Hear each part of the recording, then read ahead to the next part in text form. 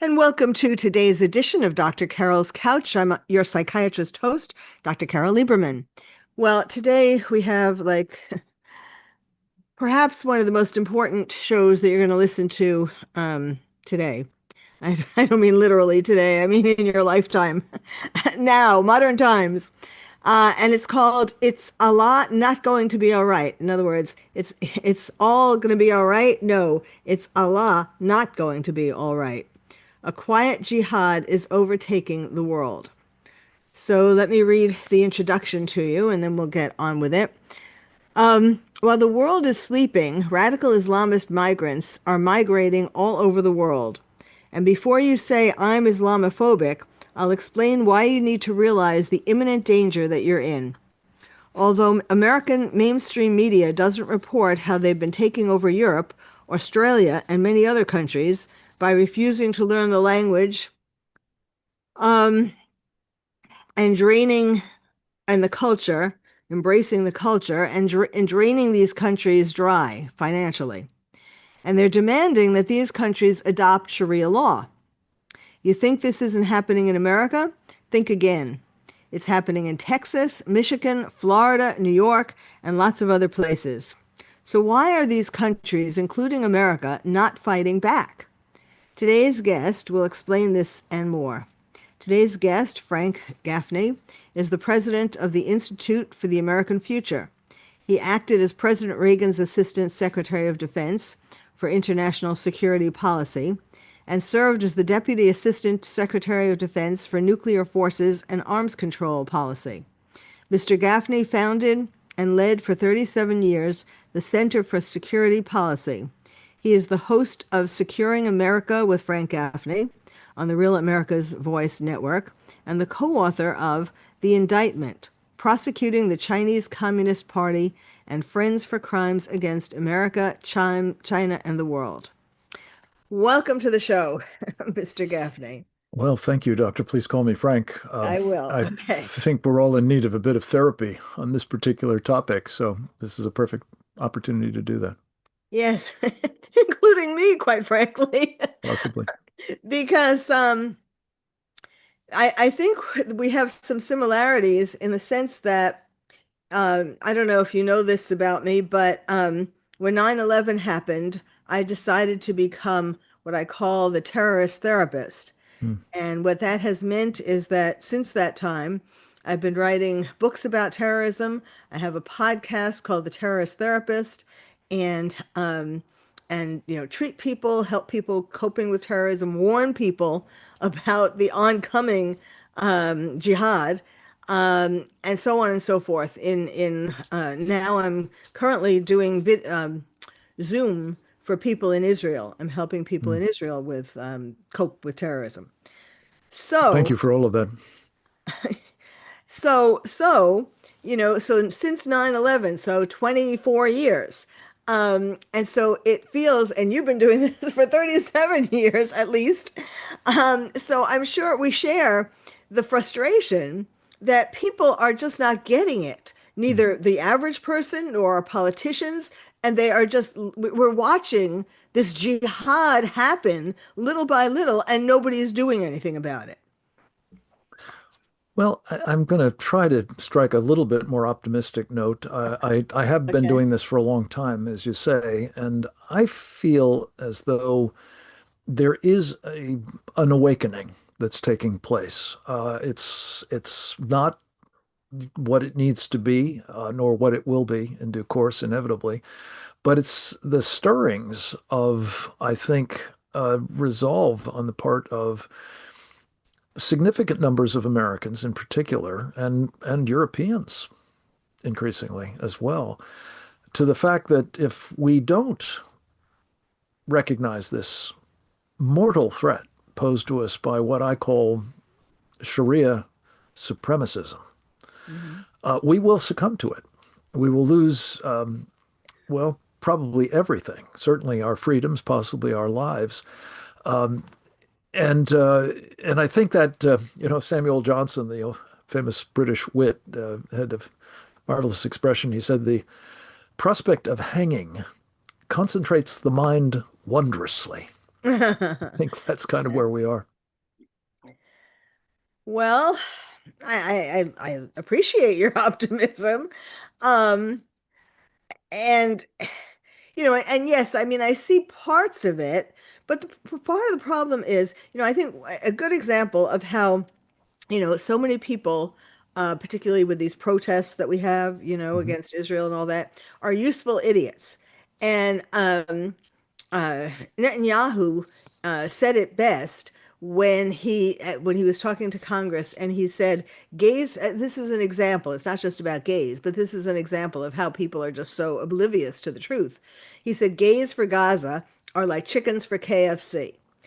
In other words, the gays, people who they don't realize that if they were in Gaza or in the Middle East, in any country other than Israel, they would be thrown off a roof.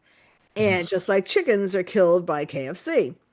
Um, and it's not, that's just one example. But people just have a hard time believing that it's not all over, especially people, younger people who weren't born on 9/11 or were very, were just little babies. They don't really feel it. It's kind of like when we learn about, or when I learn about Pearl Harbor. I don't feel it, I read about it, I had to study it in history and all that, but I don't feel it. What do you think about that? Well, let me go back to where I started. I don't want to sound excessively optimistic. I simply want to note that I think there are beginnings of a stirring of awareness about all this, but there's much to be done. You're absolutely right. And that is in part because since 9/11, we have been assiduously discouraged from thinking about any of this, Right. let alone actually thinking about it in a proper, informed way. And let me just give you an example. In the immediate aftermath of the attack, George W. Bush, the President of the United States, was persuaded that what he needed to do to demonstrate that we were not conceiving of all Muslims as our enemies was to go to a mosque in Washington, D.C. and surround himself with Muslim leaders in order to show that, he had obviously problems with the terrorists, as they were called at the time, but not with Muslims. Uh-huh. Now, unfortunately, every one of the Muslims that he surrounded himself with, in fact, the mosque at which he was having that uh, meeting, were Muslim Brotherhood through and through. They are, of course, prime examples, in fact, among the most dangerous of the examples of what I've described as Sharia supremacists. Sharia being, of course, as you know, Doctor, the Islamic sort of, I call it the operating code. It is the authoritative rendering of the faith that compels its adherents to engage in jihad to accomplish the triumph of Islam over the entire world, all of the religions, all of the peoples. So here you had the President of the United States treating with people who Mhm. inspired and who are of an absolute identical view of jihad and the need for its use violently where you can, non-violently or stealthily, or more accurately, pre-kinetically where you must, in order to achieve the goal of Sharia's triumph worldwide. And from that day to this, most people in the United States government and a lot of people who have been trying to follow its guidelines have been clueless about this wellspring of our enemy. They're not terrorists. They are faithful Muslims according to the authorities of the faith. There are a lot of Muslims who don't want to live under Sharia. I get that. But the authorities of the faith and those who follow their dictates have a word for those people, a name for them. They call them apostates. and apostates under Islam, under Sharia, um, well, they can be murdered because they're engaged in a capital offense. So my point is simply this. You're not in any way incorrect that we are not, um, clued up about this. Whether we're useful idiots or not is a subject for another conversation, perhaps. But we certainly have been encouraged by our leaders. And this isn't Uh-huh. just George W. Bush. This is people on both sides of the aisle in Congress, as well as in the executive branch, in law enforcement, in the intelligence community, in the national security arena. It's been more or less everybody has wanted to see no evil with Hmm. respect to Sharia, and therefore most Americans don't see it either. And we need to fix that. And I think we're beginning to see people saying, yeah, this isn't computing. We need to.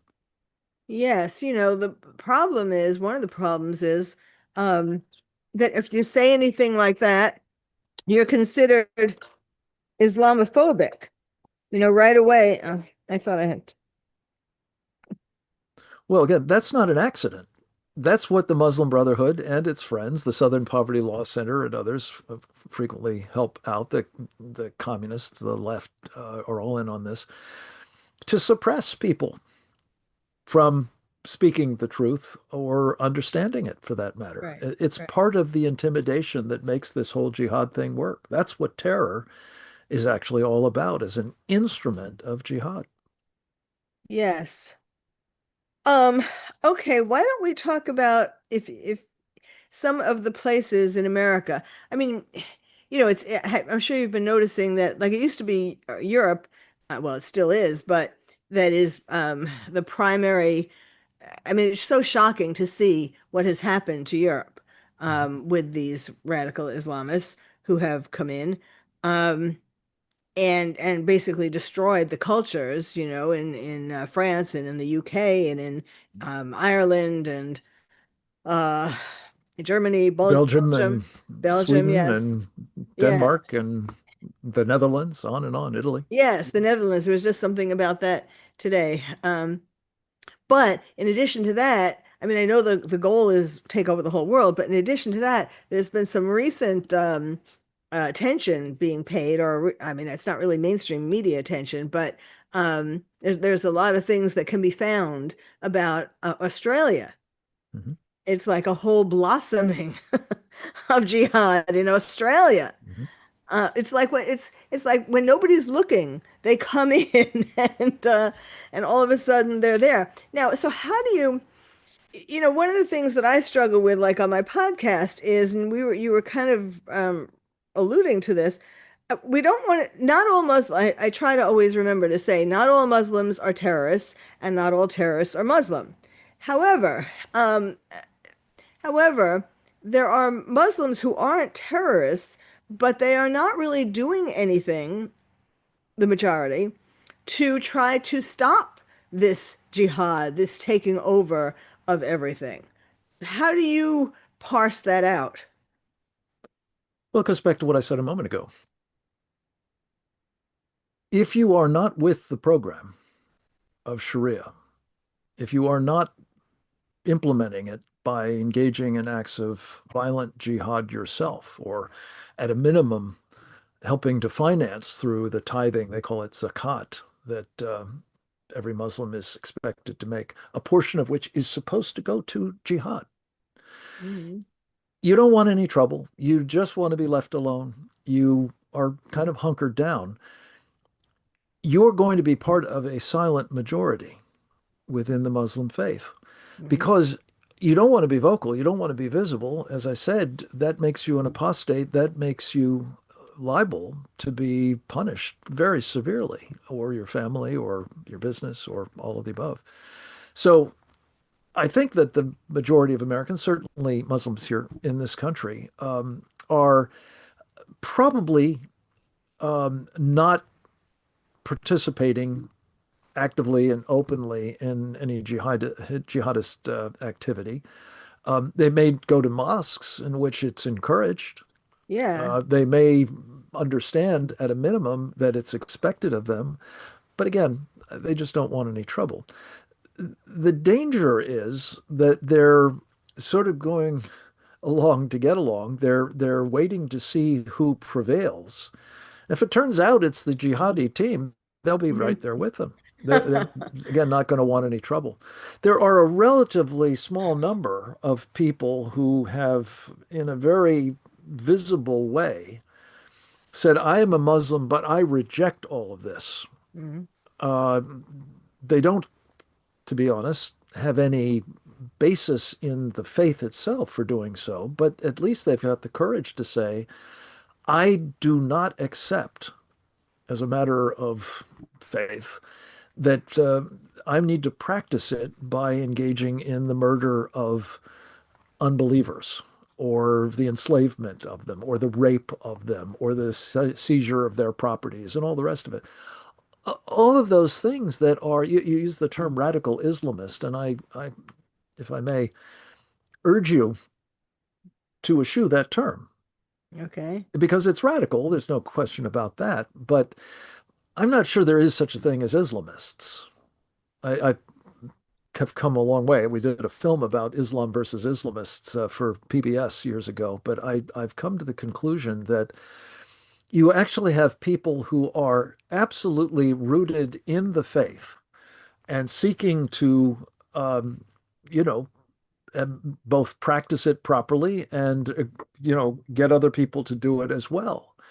And they are not Islamists. They are not radicals. They are in the mainstream tradition of authoritative Islam. And they model themselves because this is what you're supposed to do when you are in that mainstream on the perfect man. Who is Yeah, the perfect man? The perfect man is the Prophet Muhammad. Muhammad. Yes, And the Muhammad. imperfections of that perfect man abound, as you Yes. know. So, all of this is to say, I think there are lots of Muslims who are not actively part of the problem, but they are not part of the solution either. And giving them a complete pass is probably not appropriate. Yes, yes. I understand what you're saying and I agree with you. And I realize that I've done this as a way of sort of not being totally offensive. But that's my Sure. sort of way None of of us want to be offensive. You're uh absolutely right. but yes, I understand what you're saying and I agree with that. There really isn't yes. Well, we need to take a break now, actually. Um, we will come back in a minute and we will continue with my guest, Mr. Frank Gaffney, again, the president of the Institute for the American Future. So I guess that's a good reason why you need to be optimistic. If you have an American future, indeed you Yes, do. you're right. If we're going to have a future, exactly. All right. Well, stay tuned. We'll be right back.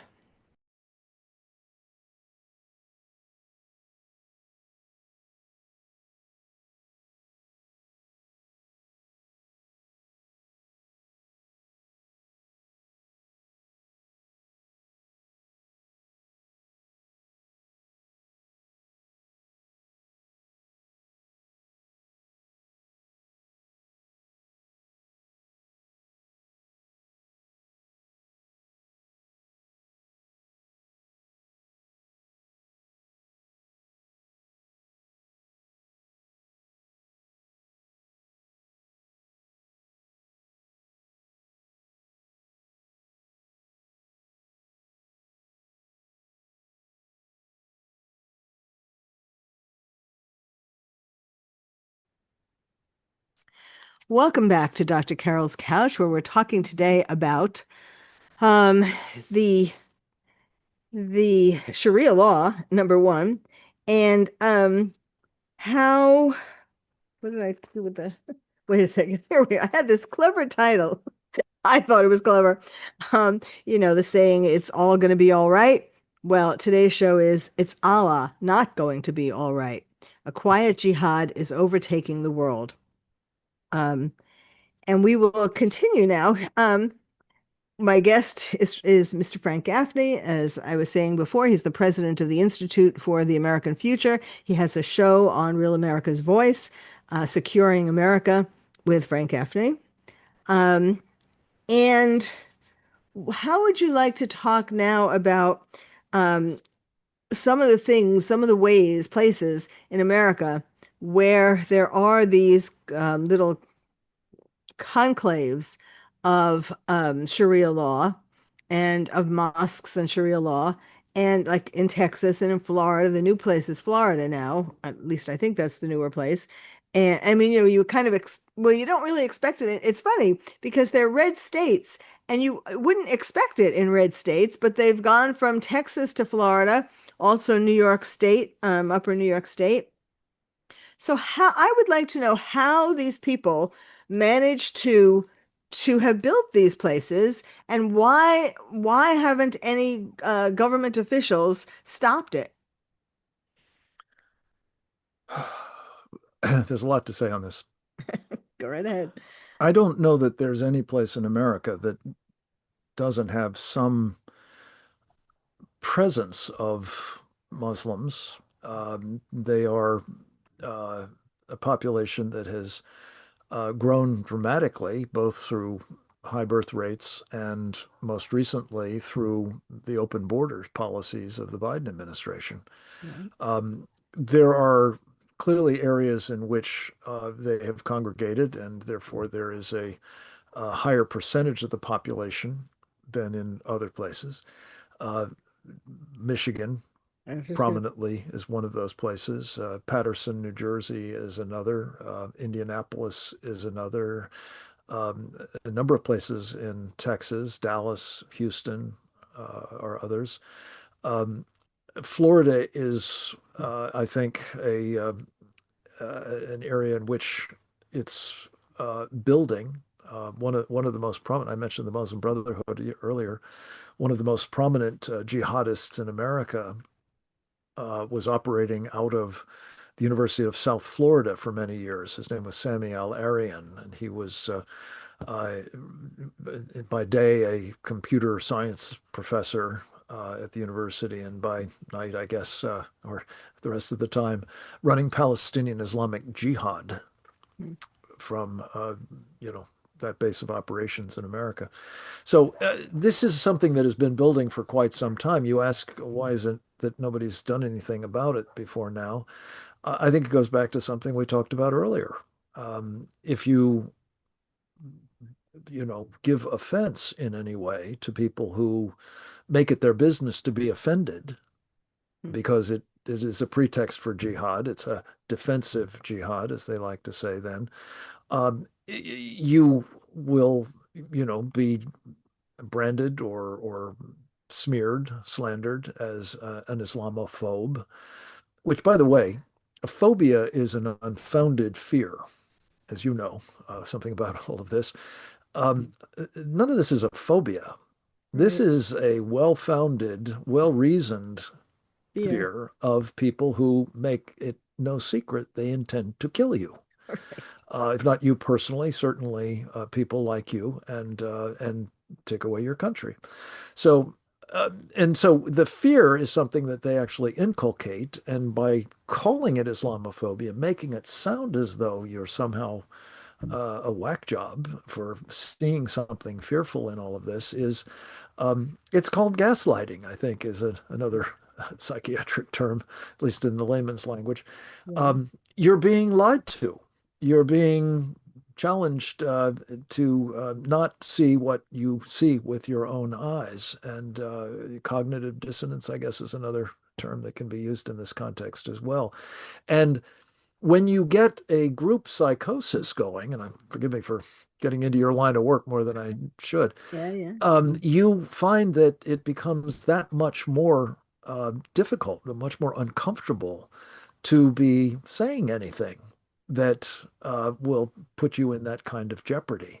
So this is particularly true of public officials, political individuals, elected office holders, um, especially as the numbers of people who adhere to Sharia and who want to impose it upon us grow. And they do what the Muslim Brotherhood has proven particularly adept at doing lately, and others like it, which is using their demographic growth to translate that into political representation and power. Hmm. And so we now have Muslims. I mean, this guy Zoran Mamdani is a prime example of the phenomenon. He is not just a communist, and I don't mean a democratic socialist, I mean a communist, which is what democratic socialists of America actually are. But he's also a Sharia adherent Muslim, a Right. man who professes to embrace what's known as Twelverism.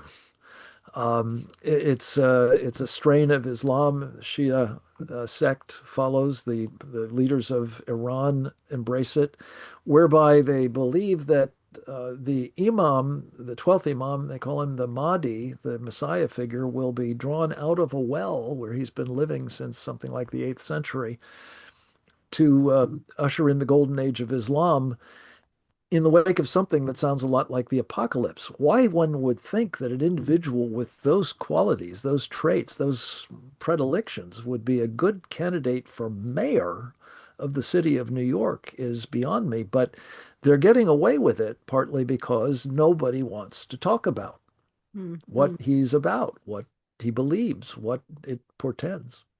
And in New York, of all places, the center essentially of 9/11, I mean, Yeah. this is like the sort of I guess like the greatest example of the risk or of what's happening, how we're turning around. It's a very scary example. Yes, it is. But again, I'm not sure. I mean, look, everybody says he's going to win this election. If that's the case, it will probably be because the majority is fractured and voting for Right. other people and not against him. But that notwithstanding, the reality is, I think that most New Yorkers will not cotton to this guy the more they learn of him and see him in action, especially. And heaven forfend if he actually gets the job and does what I think he intends to do because of his A, communist and B, Sharia supremacist predilections. They're going to regret that. You'll talk about buyer's remorse. It will be rampant, but it won't be probably, unfortunately, until after he's done incalculable damage to the city and perhaps to the country as a result. Well, I know.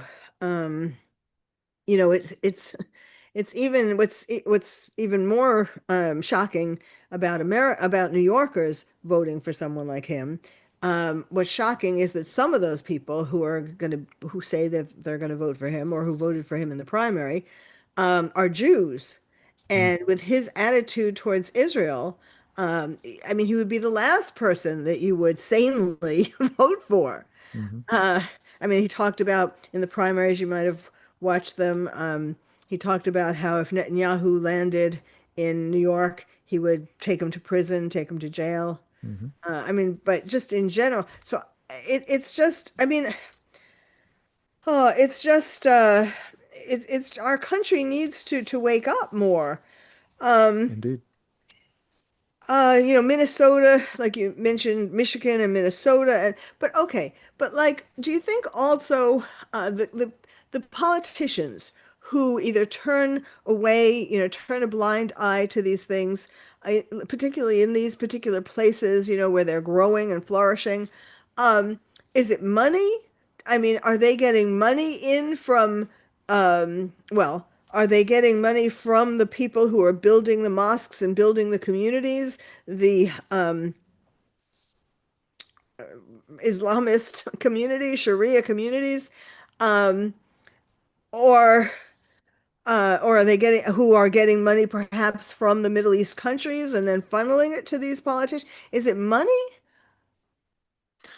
Well, I think you can uh, very infrequently go wrong, assuming that money is in the mix Right, somewhere.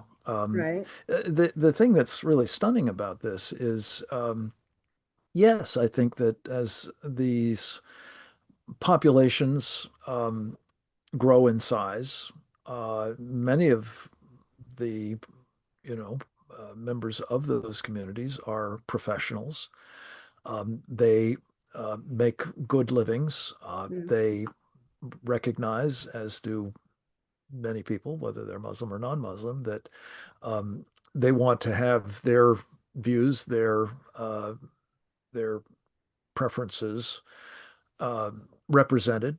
And yes, they make campaign contributions. And Mhm. our campaign laws are such that, as I'm sure you're aware, it doesn't take much to max out as a campaign contributor. So it may Mhm. be $5,000 at the federal level, for example, thereabouts, for a couple. Mhm. And people can do that, and then suddenly they become very important individuals in those politicians, Mm. entourages. But interestingly enough, as we have found in Texas, where there's a very concerted effort to build up the Muslim presence, and to create, as you mentioned, communities. I think Sharia compliant communities. They may ultimately become, in probably short order, no-go zones, as we've seen in Europe, meaning the authorities dare not enter because they're sufficiently hostile, where they're practicing Sharia and they're imposing Sharia law even on people who have constitutional rights as Americans, especially women, to be treated differently than what this misogynistic code of Muhammad's Right. entails. But the point is, you have politicians now giving money to the Muslims, Well, so it's a bit of a self-washing hand. yeah. But that's taxpayer money that's been going in some cases to, in Texas in particular. There's a number of examples of groups that are very much in the Sharia supremacist category, some associated with Pakistan and sects other than the Muslim Brotherhood, or groups, I should say, networks, but some very much tied to the brothers. And they're building mosques, they're building community centers, they're building uh, communities, as I say, and there will be more money going into politicians who want to curry favor with them, you can bet. And there will be money coming from such politicians into those organizations, front groups, and the like, um, which will use it to further their agenda. Count on it. And there was something with Biden where Oh, yeah. it was a Brotherhood offshoot, right? Where they Yeah. promised to get him M-gauge, certain. they call it. Right, It, right. it was a Faustian deal, basically, in which shortly before the election in 2020, um, he got together, I think virtually, as I recall, maybe in person with some, with a gaggle of these Muslim Brotherhood leaders, and made all kinds of promises in exchange for their support to ensure that they were populating his administration at every level. And indeed, he put a number of very problematic individuals Yes. into senior positions in the national security arena, among other things. Well, when 9/11 happened, and I just had this sort of epiphany vision. I don't want it to sound too woo-woo, but it was like a feeling that terrorism was going to be the most important um, danger in our lifetime. And so by that time, I didn't really know very much about terrorism. That was one of the things that, when I'd read the paper, I thought, I don't need to know about that. Just like sports. I don't need to know about that. Playing sports is one thing, but reading about it is another. Um, but then when 9/11 happened, I had this vision that I wanted to devote a significant part of my work to this. Um, I quickly went about learning about it. And so I went to a lot of conferences and so on with Robert Spencer and people like that. And Great man. yes, and um, and one of the things that they were saying at these conferences was it's not so much going to be by attacks that we're going to be having problems, although, of course, we have had some attacks, the Boston Marathon and so on, the Orlando. But what's the way they're going to be committing jihad in a sense is through seeping up into our infrastructure, politics, the media, education, and things like that. And sure enough, that is what's been happening. You I mean, bet. and they predicted that, from their knowledge about terrorism and so on, way back in 2001.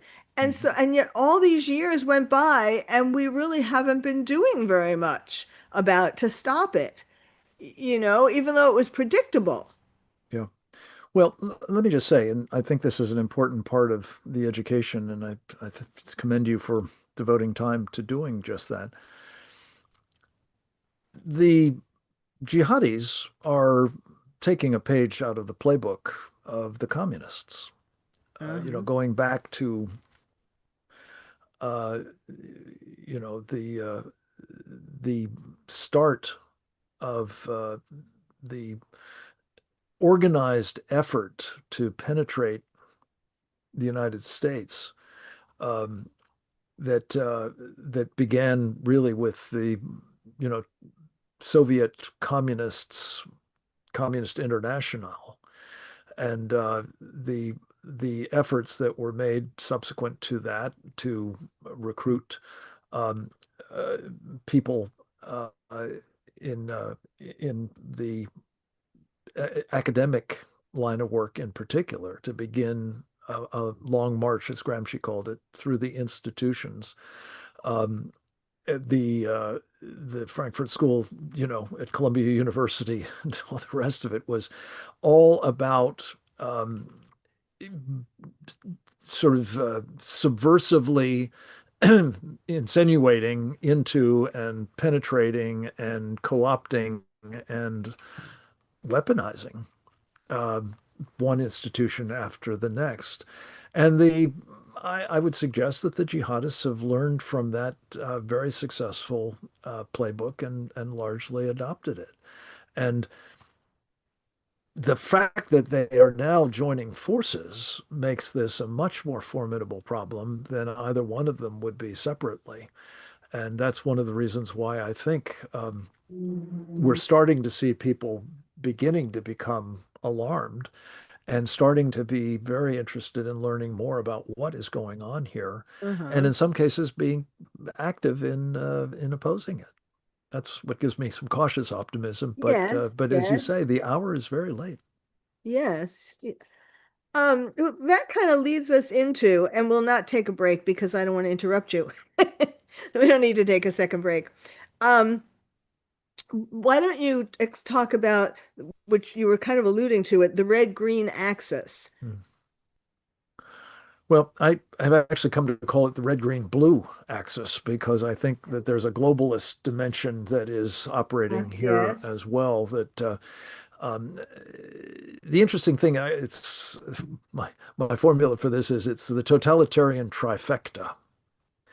And you've got the Chinese communists now. The Soviet Union is gone, thanks to principally my old boss, Ronald Reagan, and their friends, including many in this country, the elites that they have co-opted, captured, as they call it.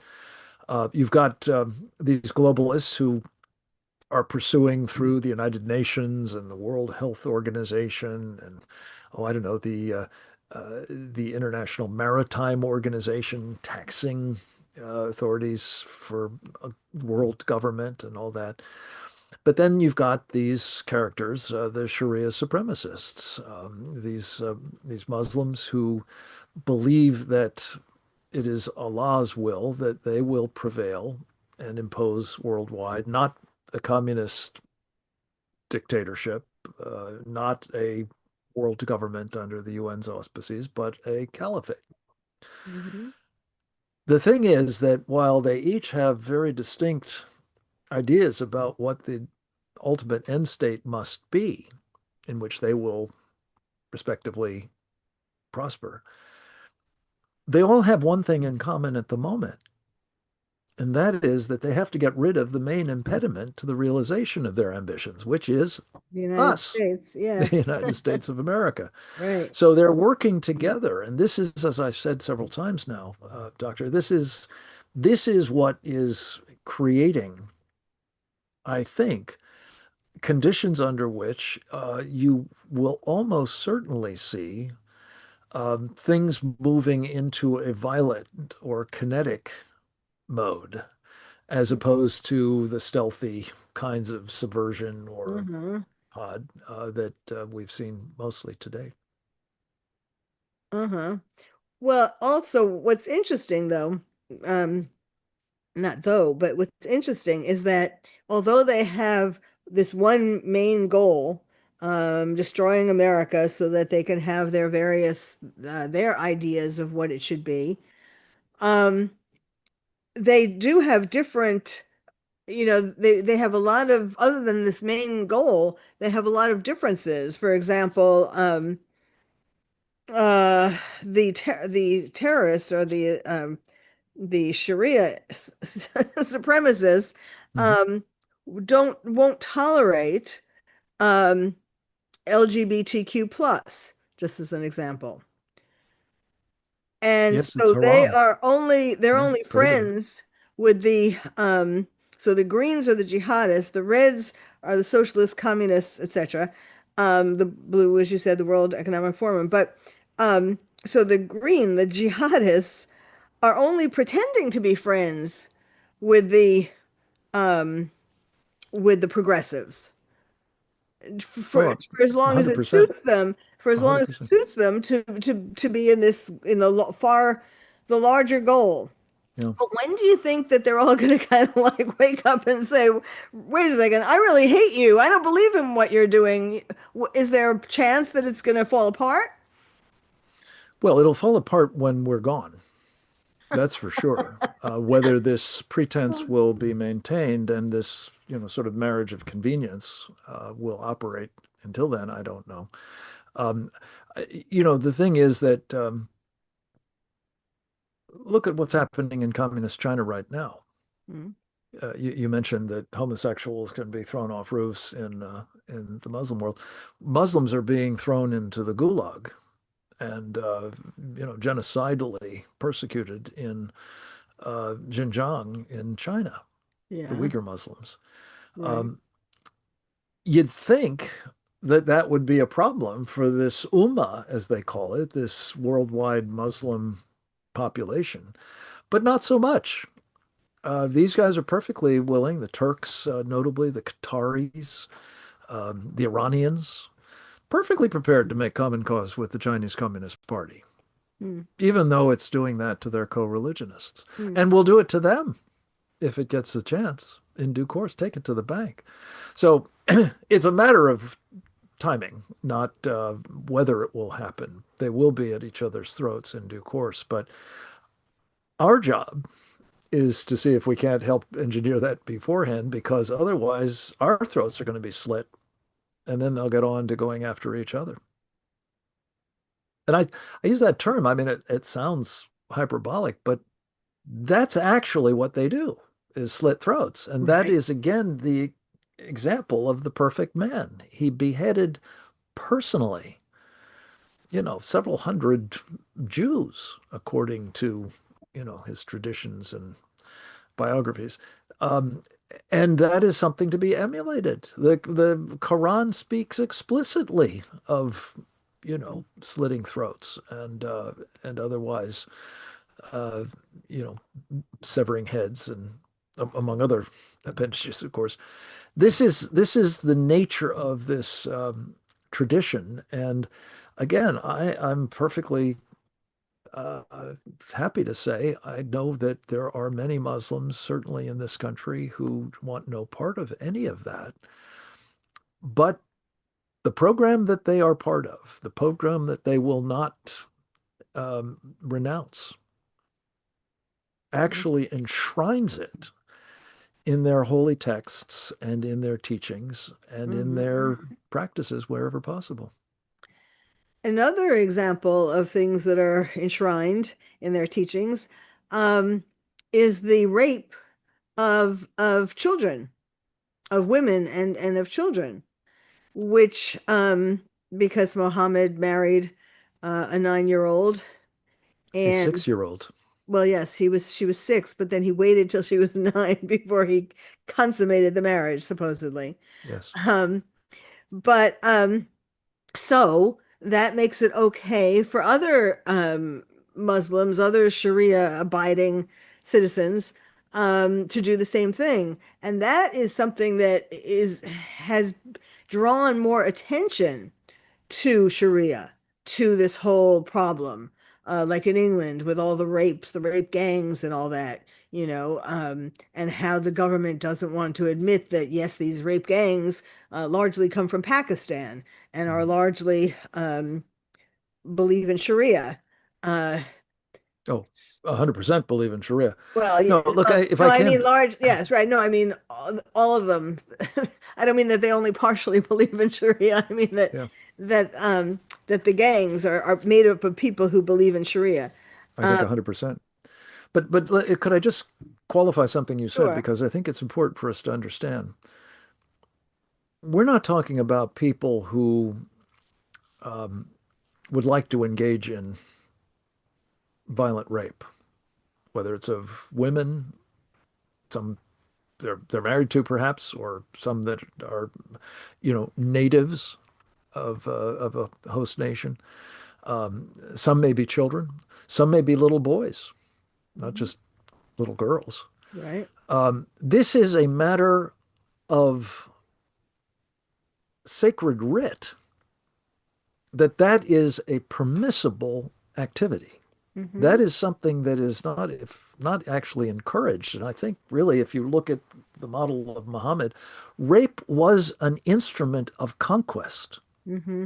It was part of the spoils of war, for one thing, but it was also the way of, you know, destroying families and communities and demonstrating that whether it's by enslavement or, a one-off, this was the practice of the perfect man. I can't say that often enough because most Americans listening to this, I'd like to think most Muslims too, but certainly most Americans listening to this will say, what kind of operation is this? It Uh-huh. considers that to be perfection, let alone something that, you know, bespeaks a a holy practice. Hmm. Hmm. And the truth is, this is demonic. It is diabolical in character, and it is utterly antithetical to things that we hold dear, that gave birth to this nation in the first place, which are Judeo-Christian precepts and values. And, we can have an interesting conversation about how did this come about, this demonic practice. But I think its purpose is pretty clear, and that is to destroy all that we hold dear, all that Hmm. Judeo-Christian civilization holds dear, more to the point. Yes, to destroy the rules of civilization, which is why, of course, it wasn't like for for them, it wasn't a shocking thing that, like on October 7th, that part of what they did when they invaded Israel was to rape lots of women. Oh yeah. No, And, it was a glorious thing. you're It right, was Allahu Akbar. God is right. great. This is how we demonstrate his greatness. Right. And the, also people, what's important for people to understand is that this is these things, these precepts, the Quran, the Hadith, these are things that are taught to their children, at least in the Middle East and in some places here. No, here too. Well, I mean, I In guess, Islamic schools, you bet. well, yes, yes, in madrasas, like like where Obama went. Madrasas, Islamic schools associated with mosques and the Yes, like. Yes, you're right. right. Right, that's true. And starting when the child is just able to go to school, starting at 4 years old. So these are things that they have learned. It's not like just some idea that they're hearing, They've been at a taught service. is the They've been operative word. hearing this, yes, they've been taught their whole life Yes. that this is how you get to be in favor. You get to this is what you are supposed to do um, as a Muslim if you want to get Muhammad's favor when you die. If you want Well, to be Allah's considered, favor. Yeah. well, I mean, yes, I mean Yeah. Allah's favor, same thing, Yeah. right? Um, Well, it's uh, not quite the same thing, but it's worse because it's not just some individual man. well, It's the yes, I deity mean that Allah, is prizing this kind of conduct. right? It's more And not least, let's just come back to the terrorism point. Killing yourself in the process of killing unbelievers right. is the highest, service that you can render to Allah, and He will reward you, as is famously said, by giving you 72 72 virgins, virgins. right? And yes, I misspoke. Muhammad is the messenger of Allah. Correct. Yes. The Um, prophet. right. Um, well, let's see, we're almost at the end here. Um, I do want to go back to what you were saying about having reason for optimism. One of the reasons would be that President Trump is, first of all, thinking of doing something either to ban or to take money from the Muslim Brotherhood, and to who a CARE, for example, these organizations that are combined, are connected, and who pretend to be, well, CARE, for example, pretends to be the public relations arm that I, I want to say radical Islam, but I know, Well, Hamas, that's okay, its wellspring, well, the right, Muslim right, Brotherhood. It's a yes, front group. and that the need was there for them to be for there to be a public relations entity because of 9/11 and all the alleged Islamophobia that came after that. But really, their aims, their plans are much darker than all of that. 100%. No, they started well before 9/11. And in fact, at their organizational meeting, the FBI Right. had wired the place. And so we know exactly what their plans were, what their purpose was. It was to be, yes, a public relations arm to help with, fundraising for and otherwise supporting Hamas, a Hmm. terrorist organization, the Palestinian franchise of the Muslim Brotherhood. And what we have seen them engage in the years since is exactly that. They have done the stealthy jihad bit and played skillfully this Islamophobia card and intimidation and manipulation to penetrate political circles and the media, most especially, and academia and so on. So CARE, the Council on American Islamic Relations, is a seriously bad operation. Yeah. But let me just come back to something that you sort of touched Okay. on. We're sort of running out of time, so I if know that's the point. I go just ahead. wanted to leave people with this thought Mhm. that if what you have heard here Mhm. inspires you to become more knowledgeable, Uh-huh. I strongly encourage you to do a little bit of research. It doesn't take a lot. You mentioned Robert Spencer, who has been a mentor to me for many years. He's written 30 some books, and most of them are about aspects of this. We've got a wonderful book called Sharia, The Threat to America.